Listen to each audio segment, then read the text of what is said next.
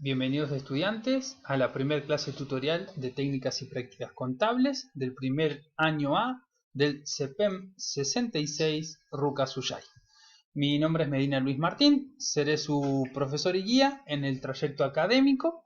Vamos a intentar en la clase 1 dar claridad a aquellas sombras del conocimiento y más precisamente acercarnos al estudio de las principales variables que revisten a la disciplina de la contabilidad, y vamos a entender por qué la contabilidad es tan importante para la toma de decisiones y principalmente para el control de cualquier organización. En este caso, la que nos importan a nosotros son las empresas, o sea, aquellas organizaciones que persiguen un fin de lucro, una ganancia, una rentabilidad. Vamos a ver, o van a visualizar ustedes, que a mitad de hoja encontramos un cuadro. Ese cuadro está segmentado en 3 partes. A cada parte se le va a asignar una letra, una variable determinada. Nosotros lo que haremos es empezar a detallar o a describir qué significa cada una de esas variables, qué significan cada una de esas letras, y empezar a conocer los principales conceptos de la contabilidad de empresas y principalmente del análisis de estas variables, comprender un poquito algunos casos de aplicación, uno en principal que está dado como ejemplo. Bien, en la parte que reviste mayor área de esta figura geométrica encontramos al activo. ¿Qué es el activo? El activo puede definirse como un conjunto de bienes y derechos. Ahora bien, cuando nosotros estamos hablando de bienes, nos estamos refiriendo a algo tangible que es susceptible de valor. Cuando decimos que algo es tangible, decimos que se puede tocar. Y susceptible de valor es que está expresado en una unidad monetaria, en este caso para nuestra contabilidad, el peso. Tiene un valor. Por ejemplo, un activo puede ser la computadora. La computadora se puede tocar porque es tangible y es susceptible de tener un valor, ya que tiene un valor económico. Saldrá 5.000, 6.000, 7.000 pesos, dependiendo del valor de mercado, pero tiene un valor. En la otra parte de esta figura geométrica encontramos el concepto o la variable de pasivo. Pasivos se definen como las deudas y las obligaciones que posee una persona o una empresa. Y por último, la última variable, que es el patrimonio neto, que representa la cuenta capital, por lo menos es hasta donde vamos a mencionar en el primer año de cursado. Después vamos a ver en el trayecto de su carrera que existen otras cuentas del patrimonio neto, y vamos a comprender primero, ante que todo, el concepto de cuenta. Bien, cuando nosotros hablamos de activos, nos referimos como el conjunto de bienes y derechos. Dijimos que los bienes son aquellos tangibles que son susceptibles de valor. Por lo tanto, nos queda como clasificación y conceptualización la palabra derecho. Así como los bienes son tangibles, se pueden tocar, los derechos son intangibles. ¿Qué tipos de derechos yo tengo? En realidad hay muchos. Los que nosotros vamos a analizar son 2. A los primeros denominaremos derechos reales. Para que exista un derecho real, es necesario que exista un sujeto y una cosa, y que entre ese sujeto y esa cosa haya una relación, y que la relación sea de uso, de goce o de posesión. Un ejemplo, y seguimos con el ejemplo de la computadora. El sujeto en este caso soy yo, Medina Luis Martín. La cosa es la computadora. ¿Y cuál es la relación que yo tengo con esa cosa? Bueno, yo tengo el uso de la computadora, es más, gracias a ella les estoy dando clase, la posesión de la misma, porque está bajo mi poder, y en consecuencia de su uso tengo un goce de la misma. Por otro lado, existe un derecho personal.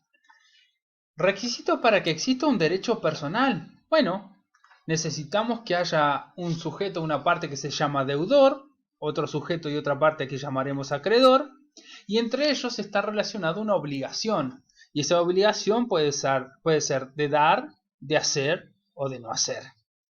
Esto nosotros lo podemos encontrar muchas veces dentro de nuestra vida cotidiana, este concepto de deudor y acreedor. Por ejemplo, si yo quiero ir a la despensa de mi barrio y quiero comprar mercadería o comestibles para hacer una pizza, voy a comprar jamón y queso. Voy a comprar el jamón y queso para cocinar la pizza, pero le voy a decir al tendero, al dueño de la despensa, que me fíe lo que yo estoy comprando, que lo anote en la cuentita que yo tengo. Entonces el tendero, el señor de la despensa, el dueño, me lo va a anotar. Entonces, ¿qué yo estoy haciendo? Le estoy debiendo a ese señor por la compra que acabo de realizar. Vemos que de eso existe un derecho personal. ¿Y por qué? Porque va a haber un deudor, una persona a quien debe, yo que estoy comprando el jamón y queso, un acreedor, una persona a quien se le debe, que en este caso es el dueño de la despensa, y nos va a vincular una obligación. En mi caso, una obligación de dar una suma de dinero porque voy a pagar por esos artículos que me estoy llevando hacia futuro. Y en el caso del dueño de la despensa, una obligación de darme una cosa cierta. En este caso va a ser el jamón identificado con una marca, el queso identificado con una marca y la cuantía o la cantidad de ese producto que yo estoy comprando. Por otro lado, vamos a definir el patrimonio neto como la diferencia que existe entre el activo y el pasivo. Vamos a ver un ejemplo de aplicación para poder comprender estos conceptos teóricos que acabamos de relevar. Vamos a suponer la vida de un sujeto, una persona humana, Marcos Rojo. Les va a sonar un poco cómico el nombre que utilizo como ejemplo, pero vamos a ver cómo es la vida de Marcos Rojos.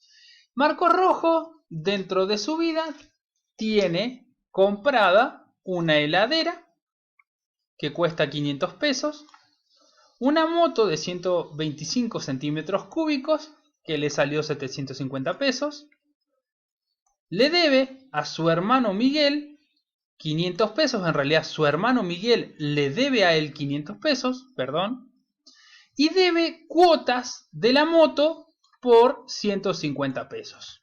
Los que yo tengo que identificar en cada uno de ellos, en estos 4 elementos, es si se trata de un activo o de un pasivo. Veamos el primer elemento.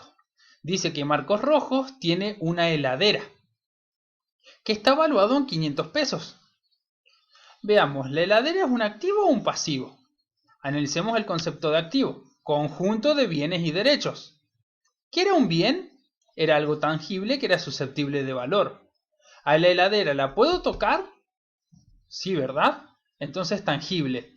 ¿Y es susceptible de valor? ¿Tiene valor? Sí, cuesta 500 pesos. Entonces la heladera es un activo. En este caso es un bien. Además, Marcos tiene una moto de 125 centímetros cúbicos. La heladera tiene la misma lógica. La moto tiene la misma lógica que la heladera. La moto la puedo tocar, es susceptible de valor, es un activo, es un bien. Su hermano Miguel le debe 500 pesos. Veamos. Definíamos el activo como un conjunto de bienes. En este caso, que su hermano le deba dinero no es un bien, porque no es tangible, no lo puedo tocar. Pero sí es un intangible, es un derecho. Veamos qué tipo de derecho. ¿Es un derecho real o un derecho personal? Podemos identificar un deudor y podemos identificar un acreedor. El acreedor soy yo, o sea, Marcos Rojo, y el deudor es su hermano Miguel. Entonces diremos que hay un derecho personal. En conclusión diremos que su hermano Miguel, que le deba 500 pesos, estamos hablando de un activo y propiamente de un derecho a favor de esa persona. Él le debe cuotas de su moto por un monto de 150 pesos. ¿Eso es un activo o un pasivo? Veamos, definíamos activo como un conjunto de bienes y derechos y pasivo como deudas y obligaciones. Si yo debo cuotas de la moto, estoy diciendo que eso es un pasivo. Analicemos entonces el activo y el pasivo de Marcos Rojos. Dijimos que tiene una heladera por 500 pesos que es un activo, una moto por 750 pesos, que también es un activo, y que su hermano Miguel le debe 500 pesos, que también es un activo. Total del monto de activos de Marcos Rojos son 1.750 pesos. Lo que hicimos es la sumatoria de estos tres elementos que están acá, porque llegamos a la conclusión de que estos tres elementos son activos. Por un lado, este activo ya lo analizamos y dijimos que Marcos Rojo posee activos por 1.750 pesos. Encontramos también un solo pasivo, porque debe cuotas de su moto por 150 pesos. Que eran los pasivos, las deudas y obligaciones. ¿Podemos calcular el patrimonio neto de Marcos Rojo? Sí podemos, porque el patrimonio neto surge de la diferencia entre el activo y del pasivo. Entonces veamos, el activo es 1.750 pesos, restados del pasivo, 150 pesos, eso me da un total,